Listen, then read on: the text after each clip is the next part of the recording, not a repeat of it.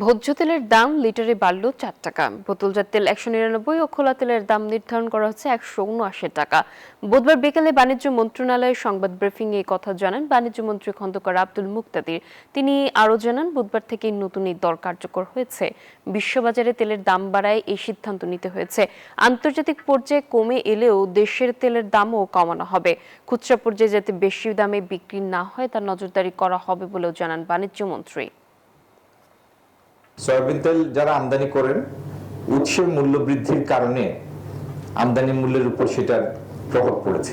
আমদানিকারক এবং রিফাইনাররা ক্রমাগতভাবে অনুরোধ জানিয়ে আসছিলেন আমাদেরকে যে মূল্য একটা ঊর্ধ্ব সমন্বয় করার জন্য আমরা কিছু ঊর্ধ্ব মূল্য সমন্বয় সিদ্ধান্ত নিয়েছি। পূর্ব নির্ধারিত বোতলজাত সয়াবিন তেলের মূল্য ছিল 195 টাকা লিটার, সেটি এখন থেকে হবে 199 টাকা।